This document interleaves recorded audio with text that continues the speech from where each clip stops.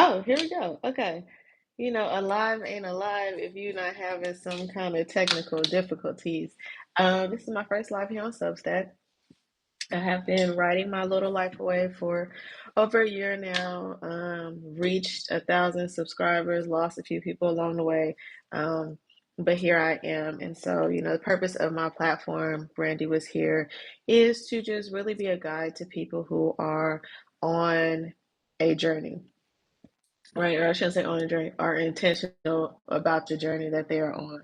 So the podcast is about giving wisdom from my own life experience and the experience of others, to kind of help you avoid the pitfalls that we have avoided.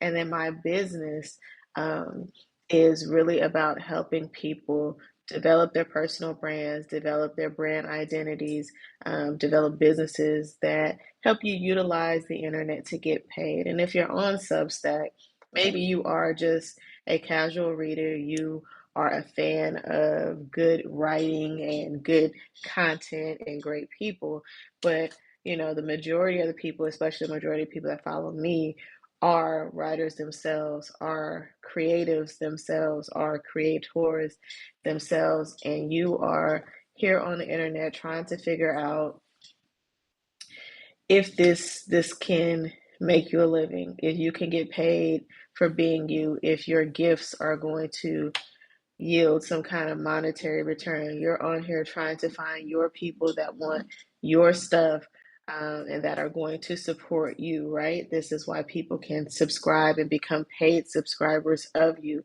And you're trying to figure out the formula that is going to get people to do that, right?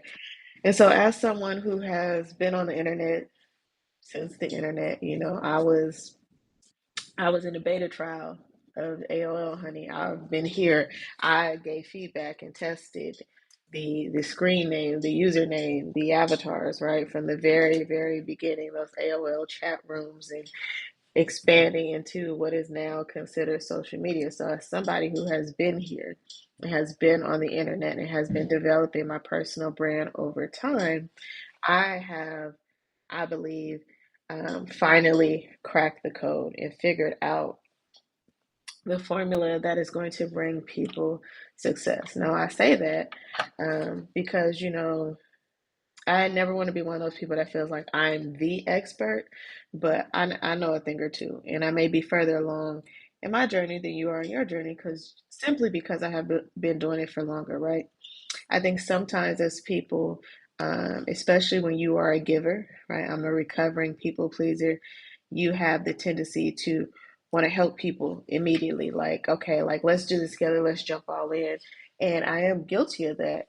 Guilty of, as soon as I discover something, I learn something, I want to teach it immediately.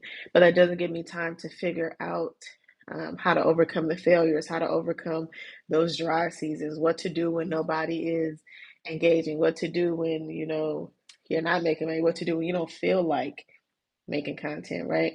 Um, it doesn't give you the opportunity to go through all of the seasons of a thing when you are so hell bent on giving back before you even get, right? And so now, having been, I would say, 9 years of a consistent brand, right? We are 9 years of Brandy Was Here, 9 years of a consistent brand, 9 years of getting paid from this brand consistently. I can say, okay, here's what works and how it works.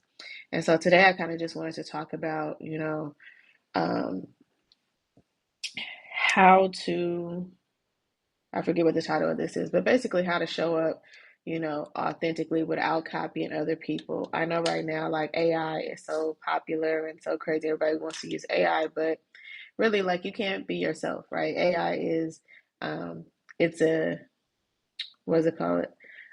It's generative, right? So it can only spit out what's been put in. So everything that comes from AI is taken from somewhere or somebody else. So what I see, and you probably see this too on Substack and other places, that people are writing, right? But AI is doing the writing. So a lot of the titles are the same. A lot of phrases are repeated.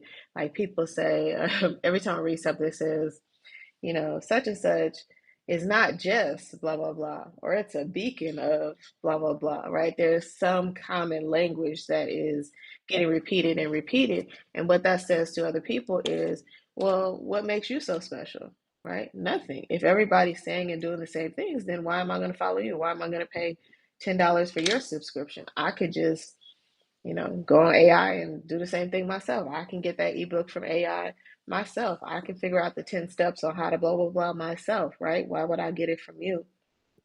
I think people struggle with showing up online because, showing up as themselves online. One, because the truth is, people really don't want your authentic self. Right? If I came here in my bonnet and, you know, crust in my eyes and all that kind of stuff, you'd be like, damn, girl, like, get yourself together. Like, people want, there's a saying, I haven't published it yet, but I wrote about my experience being a Mary Kay consultant, right? And in Mary Kay, they always say that everybody has this invisible sign, like, what's in it for me, right? People want to know not even that you're consistent, but that you're reliable, right? The difference between consistency, or how it's perceived, consistency and reliability is, people think consistency is showing up every day. That's not necessarily true, right? I'm consistent in the gym. I don't go every single day. I go on the days and times that I said I would go, the days and times I put in my calendar.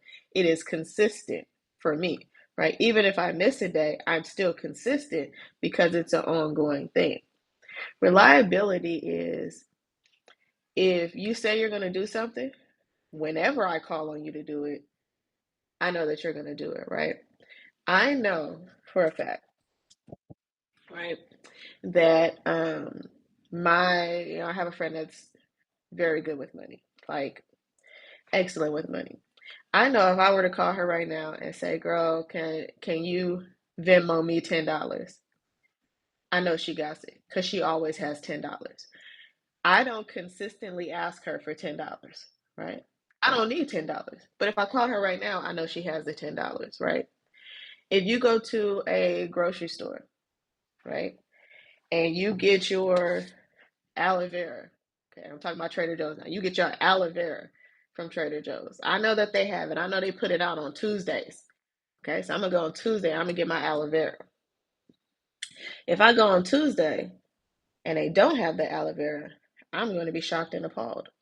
Okay, I would assume that they have aloe vera every time they have it. I don't know, but it's reliable, right? I can go to them for that. And so on the internet, what people are looking for is for you to be reliable.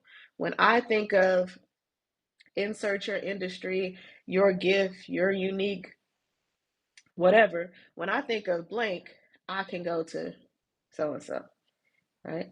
When I think of personal branding, I can go to Brandon. When I think of um, gossip, I could go to the shade room, right?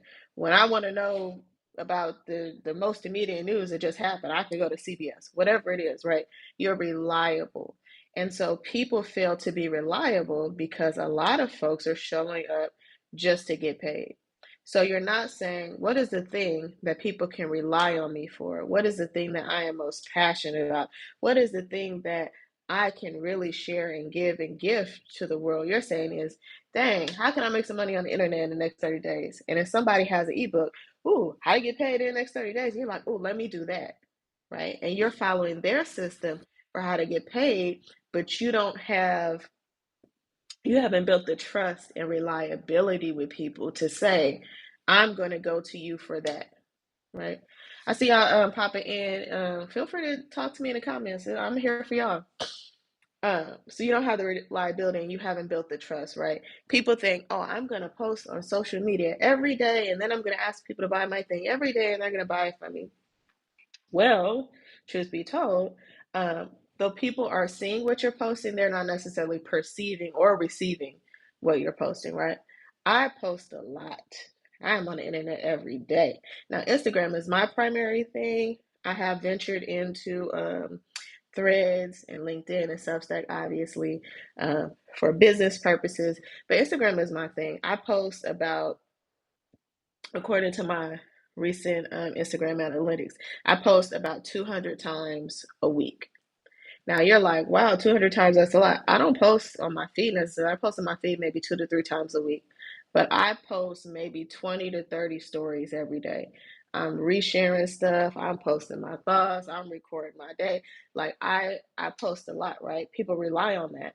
On days when I don't post, on the rare occasion I don't post, people are in my DMs like, where is she at? Because I am reliable. You're going to see a story from Brandy. Brandy Was Here is going to pop up in your day somehow if you're on the internet, right? That's reliable. I can do that because, one, I don't want to keep saying passion, but let me think of another word as I'm saying this.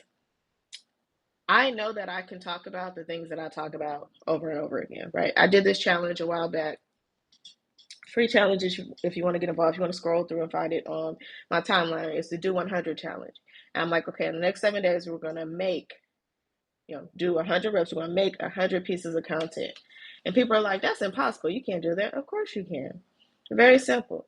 First challenge is let's figure out your content pillars.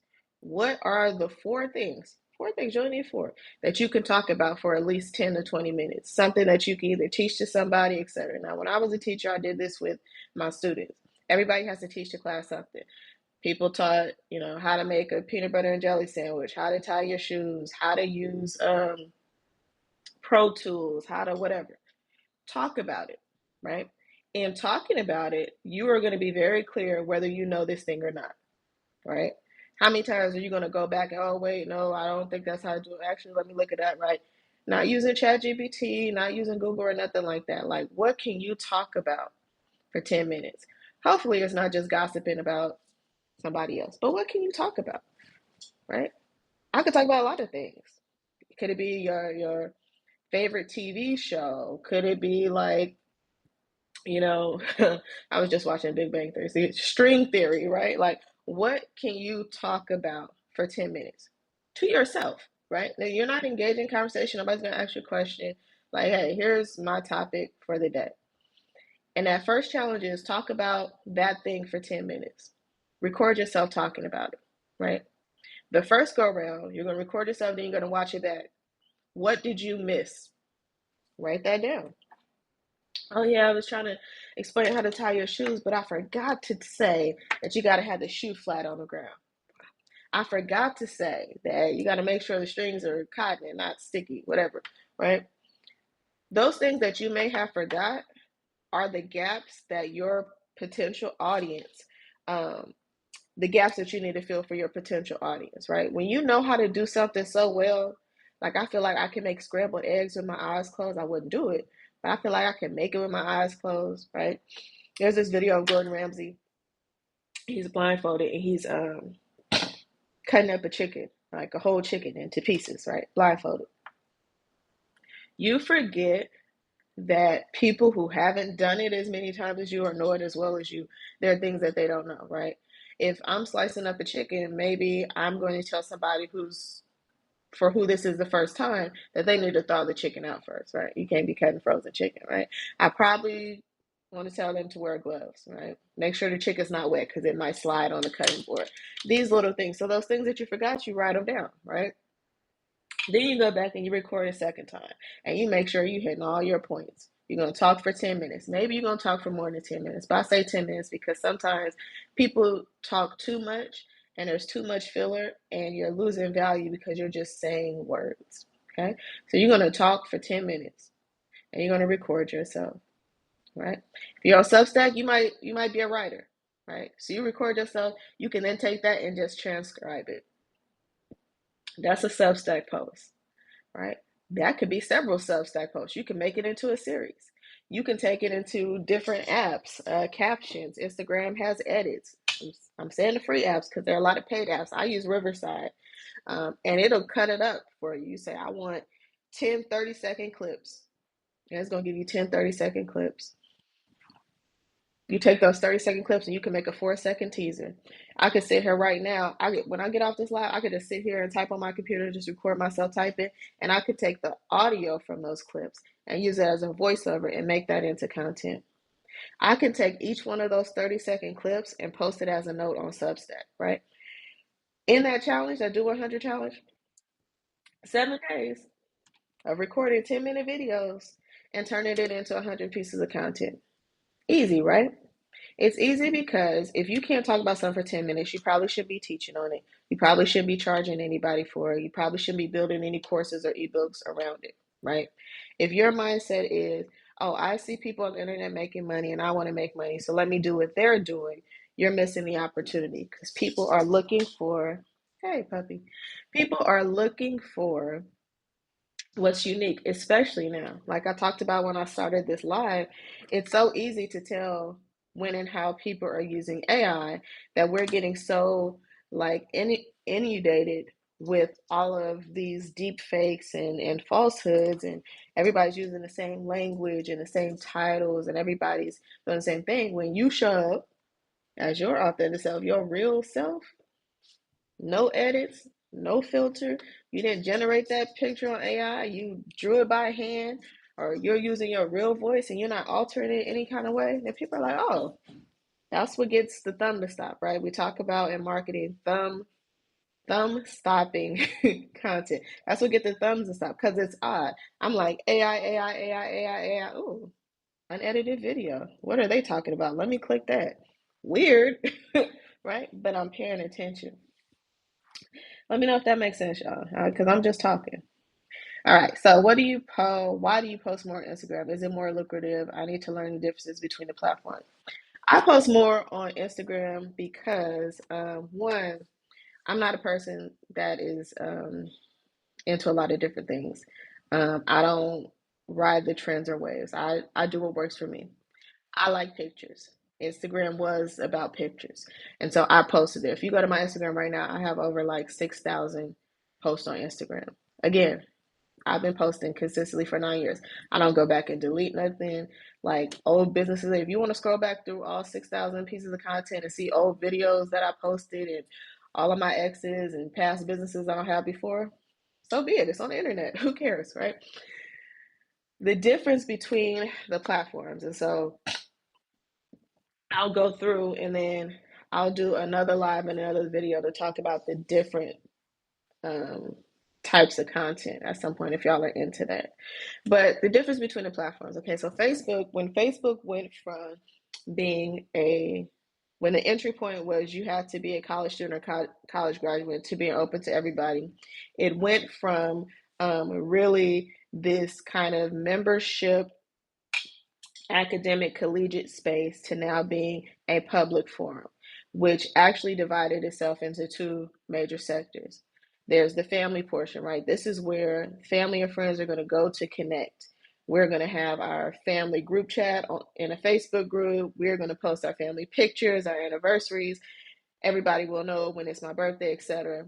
And then businesses saw that as, well, hey, we want to work with families. We want to, that's our key audience. We need to get on there. And then it was family photos, ads, right? All you're seeing is ads. And also like the random games, Candy Crush and stuff like that, and ads. So currently Facebook is for the older generation. Millennials and above, right? The old folks, me and the rest of us, who have been locked in. Like Facebook may have was the majority of people's first social media because MySpace was for the young folks, right? MySpace was for the millennials when we were teenagers, and that was how we connected with friends, right? But Facebook is now where everybody can connect with friends and family, and businesses want to connect with your friends and family and make some money off of you, right? So Facebook is now kind of like a retirement home, so to speak, of people who just are locked in about they just want to get updated from people, right? From time to time. They want to tell you happy birthday. They may click on an ad. They might be in a group of some sort. But people, I was in this online portion of the Inbound conference, big marketing conference that happens every year. And they were saying that only about 40 to 50% of people are posting daily on Facebook. Half of the people are just showing up to kind of see what happens. So if you're a person, if you want very much one-way communication, Facebook is going to be your spot right now. Okay. LinkedIn is for professionals. Now, people who aren't on LinkedIn every day see LinkedIn as like, that's where I'm going to go and fill out job applications. But LinkedIn is for professionals. If you have a product or service that is business to business, LinkedIn is going to be your spot. You are not necessarily selling to people, you're selling to people who are going to buy on behalf of companies. These are the CEOs, these are the managing directors, these are, you know, the decision makers of companies who are there. And they're there to network as well, to do business, right? TikTok is about awareness and trends, right? If you just want to be known, you can get famous on TikTok really quickly, but you have to follow the trends. So if you don't want to dance, if you don't want to sing, if you don't want to be lighthearted and make fun of yourself, if you are not willing to try things that are new, right? You don't want to do cool and weird camera angles. You don't want to have background music, right? Because you're trying to appeal to Gen Z. They are setting the trends on TikTok. They want to see stuff that's interesting. Even if there are a lot of people who do well on TikTok who are educating and teaching, but the way that you do it has to be appealing, right? If I post this video on TikTok, flop. Why? Because um, it's not holding people's attention. When you post video and when you post content, okay, the CEO of Instagram says you have 3 seconds to capture people's attention. I would say that is less, right? You have to be really quick and captivating. You have to be kind of animated to show up on TikTok. But people are going to TikTok to find stuff, right? What's new, what's cool, what's trendy. So if you don't offer those things, TikTok may not be the space for you. You may go on TikTok and you just may be a consumer, right? You can go on TikTok and be a consumer and figure out, okay, what are the kids listening to? What are the new dances? Where are they doing? And you might be able to bring that back to like an Instagram or a Facebook and utilize it in your own way. But you got to be fast. TikTok is how Twitter was when it first came out, when you only had those 140 characters and you're like your timeline was going like crazy because everybody was talking about everything, you're trying to keep up. That's kind of how TikTok is now. Now, Instagram, and why I like Instagram is because it's twofold, right? You can have your stagnant, I shouldn't say stagnant, you can have your feed. This is where I post all of the important business sort of things, right? And people can go to my page, you can look at my highlights, you can read my bio, you can click my link and go to all of my things. And then in my stories, I can showcase my personality. I can haha right over there. I can share, personal moments about my day, or here's me at the gym and this is where you're getting my routine. This is where I'm building my trust and my credibility. And then you're going to my page, you're like, oh, like she's really about that life. She has a legitimate business. She does these things. She has a podcast. She does all this stuff, right? Which is similar to kind of what I think Substack is turning into. You have your publication, but then you have your notes, right? This is your behind the scenes thinking, so to speak. So all of those platforms offer kind of different things. Now, in terms of monetizing, I have stayed on Instagram. I engage with Instagram the most because that's where my audience engages with me the most. I am going to go where the people are, right? If I'm posting on LinkedIn, you know, every day or as much as I'm posting on Instagram and I have altered my strategy for that audience and nobody's doing anything, well, I'm wasting my time. I'm going to go where the money is because this is my full time, right? I have a full time online business. And so I am generating money and revenue. Now, I say that to say there are plenty of ways to generate revenue online. You don't have to wait on Instagram to pay you, or you're trying to get a TikTok bonus or what have you.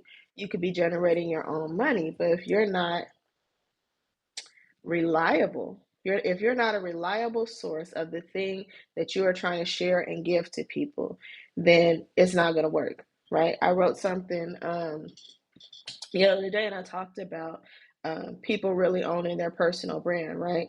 When I think of um, Steph Curry, no one's thinking of Steph Curry without thinking of the 3 point shot. And he delivers on that, right? You're not going to watch an NBA basketball game that Steph Curry is playing in and he doesn't attempt to shoot a 3 pointer. He has been consistent in that. He is reliable in that. So when people think of Steph Curry, they're going to think of that three-point shot, but that three-point shot is also a signal of excellence, right? Steph Curry has a lot of businesses, right? Because people know what it takes to be a consistent three-point shooter. And they say, well, if he can do that in one area, he could probably do that in this area. And we want to partner with him on that, right? What are people going to know you for?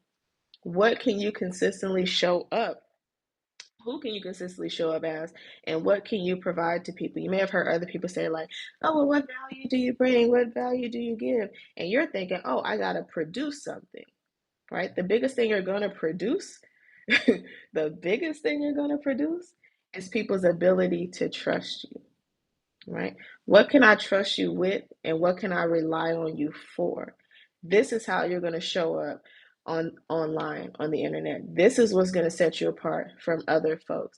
And I'm not saying this to say like, oh, as soon as you do that, you're just going to be, people are just going to be cashing in. That may not be the case. It's going to take you some time to find your people, right? It's gonna take you some time to get comfortable doing that if you're not comfortable doing that. And everybody's not comfortable doing that. People still feel like the internet is this weird place, and oh my gosh, I can't really be myself. I have to be somebody else, and I got to do all these things. You don't, right? But people feel like that, and that sometimes blocks you from connecting with your audience, because people know like if you're real or not, right? People know if that's something that they want to buy into or not. And sometimes they don't. And people know when you don't, right? I see so many people post on Substack and like, oh, I'm on Substack and nobody reads my stuff. And I've been here for a year and I'm still at 2 subscribers. And if I was one of your 2 subscribers, I'd be like, damn, like, well, maybe I should leave too, because you're not valuing me as your subscriber, right? I'm on this live right now. Again, it's my first time doing live. I have almost 1,000 subscribers, right? I have 3, I think, paid Substack subscribers. But over 100 people who are my free Substack subscribers have paid for my content, my digital products, my courses, challenges, programs, etc. on my client list. They don't subscribe to my Substack because for the most part, what I post on Substack is free, right? But they have paid for those other things, right? There's 5 people on this live right now. Now, if I came on this live and was like, oh, it's only 5 people, I got 1,000 subscribers, and there's only 5 people here, how would you feel? Like, damn, like, I came to support, but she don't even care that I support. I show up on the internet every day like I'm talking to one person specifically. It is a one-on-one conversation.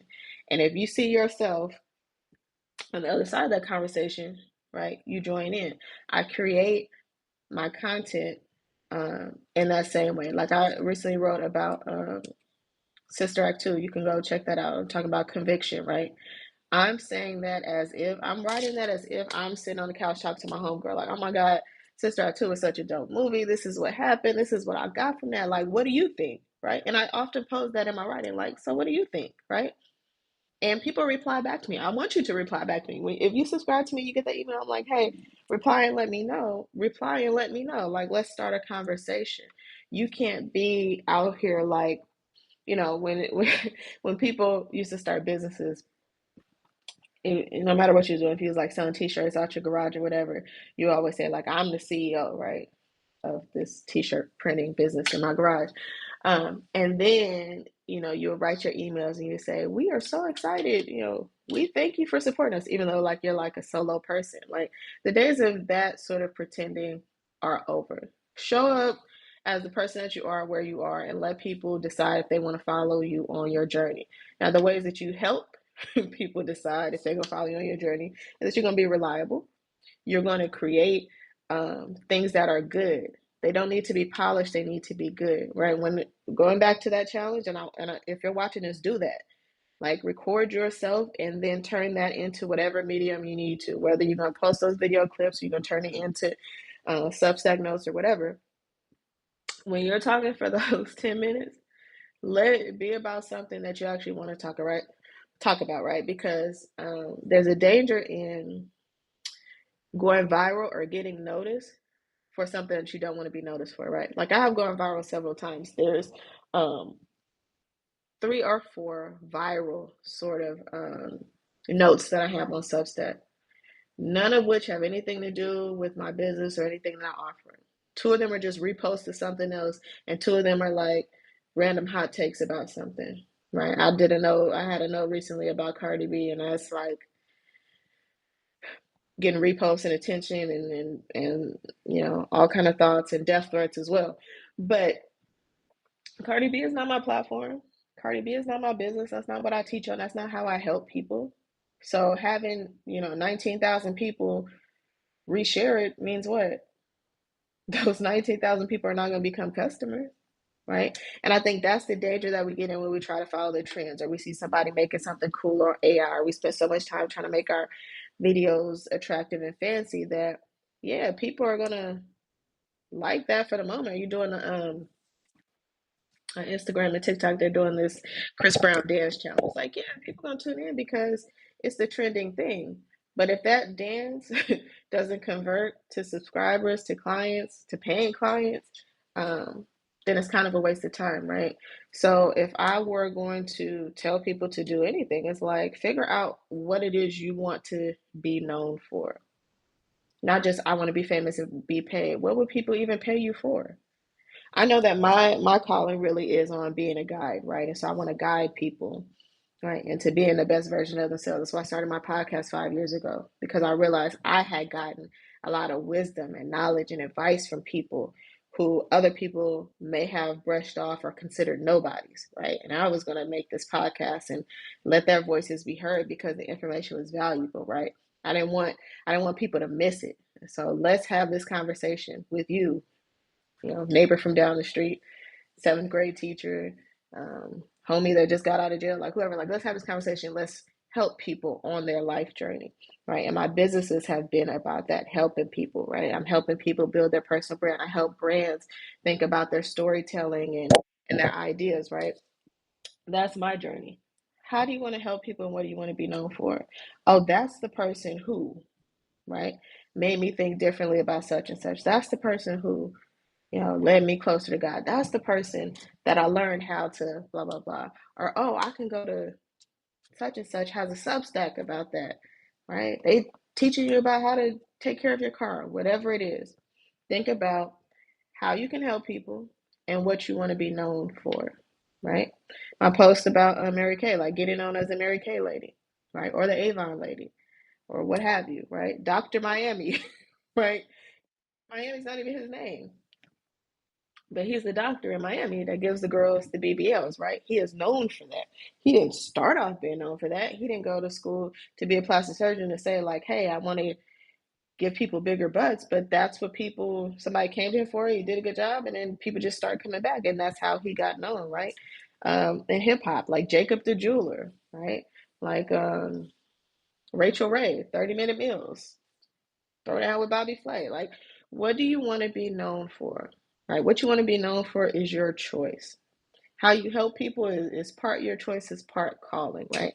But you got to figure that out. So there are several ways, right, that I can assist you with that. I feel like I gave a lot of good examples from this live. I'm going to do a couple more lives, just about like how to help you think through your content and how to establish content that really reflects the personal brand that you want to build. But I have programs and courses too, where like right now my signature brand course, which I'm really very excited about. It's the first time that I have taken all of these things that I have taught in other spaces, various workshops across the internet for years, hours of conversations in my podcast, different Substack posts, different jobs that I've had, like as a marketing branding consultant, and put it into one um, container, so to speak, that is going to help people really build out their brand in a sustainable fashion, right? I started off this live by saying, I'm celebrating 9 years of Brandy Was Here as a brand. And in that time, it's given me time to experience the highs and the lows, right? The changing of the internet, the influx of these new social media platforms, and still being able to make money on these platforms. 9 years, y'all, of getting paid on the internet. Um, and really understanding what it takes to brand and being able to not just do it for myself, but in those 9 years, having helped other people do the same thing. So I know that this formula that I've created is replicable, right? I'm not just saying, oh, this is what I did and you should do it too. No, this is what I did. This is what I taught to this person. This is what I taught to this person from this background. And then I taught it to this person from this background. And they all have been successful in doing so. That's what I put into the signature brand um, lab, I am calling it. So it's going to be several weeks of a cohort style. Typically, I have taught things one to one, but I do think there is benefit in community, right? Learning from others, both mistakes and successes, getting that. It's almost like that focus group type feedback, right? I do, because I have been a coach before, I'm going to do a lot of hot seat coaching. It's kind of like a real intimate setting of us getting together and working on this together and having somebody rooting for you and cheering you on in your corner, but also somebody holding you accountable to doing the thing. So many times people put out things, like, oh, I'm giving out this ebook, or oh, I'm hosting this webinar, or come to my blah, blah, blah. And like, we pay for these subscriptions and we buy these things and they sit in our inbox, or we'll go and read it and like, yeah, I should do that. Or we get fired up from the webinar. I'm going to go and do that. And then we don't do that, right? This is accountability. I'm not going to let you leave this lab without producing something of value where you can really start to sustain yourself. And, people are going to come into this lab from all different places. Maybe you have done this before and you weren't successful. Maybe you're starting absolutely from scratch and you're like, Brandy, I don't have a brand. I don't even know what I would post or do on the internet. Or maybe you've been posting, you're like, my stuff is good, but people aren't seeing it. Or you'd feel like your stuff isn't good and you want some people who are going to give you some honest reflection and feedback on how to make it better and how to get you in front of the right people and how can you really make money from this. I started making money from the internet because I'm a single mom. I've always had some kind of side hustle, right? So I was selling Mary Kay. I've been a Lyft driver. I've done a lot of a lot of legal things for money. Okay. Um, and then I realized that I was just working too hard, that all of these side hustles were really robbing me of my time. And while it seemed like in a moment, because I went to work and I got the paycheck, it seemed like I was making a return, but I was actually losing money because I was losing a lot of my time. I had to figure out how to get smarter about how I use my time, how I use my talents to make more money in less time, but also make money that I didn't have to regret making, right? Like people say, like, oh, if you do what you love, you never work a day in your life. That's not true. But when you do something you hate, every second, every minute feels like torture, right? And so I don't want you to show up on the internet doing things that you hate, trying to make money, trying to get a YouTube bonus or whatever it is. I want you to be confident in who you are, to trust that what you have is of value, and to find the people who value that thing and to make some money from it so that you have your time back. You can spend with your family, that you can sit on the couch and watch football, which I'm about to do when I get off this live. Like whatever it is that you want to do besides stressing about how to make money, if you are putting your time and effort into it, you're writing the Substacks, you're posting and making the videos, you started your podcast. Like let's do the things that actually work instead of doing the things that we think we should be doing because that's just how we feel or that's what we want to do. Like let's do the things that actually work that's going to get you a return on that. So enrollment to my signature brand lab is open. Like I said, it's a couple of weeks. It's at least 6 weeks. You'll have the option to extend it because I really want to make sure that people are leaving the lab with results, right? The 6 weeks of consistent time and effort together. Maybe you're like, you know what, Brandy, I can't do 6 weeks. I feel like I'm further along. I don't need all that kind of support. I just want to hop on a call with you. I'm doing a limited amount of strategy calls. Got 45 minutes. I did 2 yesterday. On the first call, within the first 15 minutes, solve their problem. And that's what I asked for in my strategy call. Come to me with one problem. I'm not going to fix your whole life. Come to me with one problem. I know people feel like, oh, I just need to spend a day with you. You need 45 minutes. In the first 15 minutes of the call, the girl was like, hey, I've been doing this stuff. Like, I've been trying to create this content. Like, it's not working. Like, I can't give it away for free. People are paying for it. I don't know what's going on. And I was like, oh, you haven't done XYZ. Then 15 minutes solved that problem. I said, okay, what else?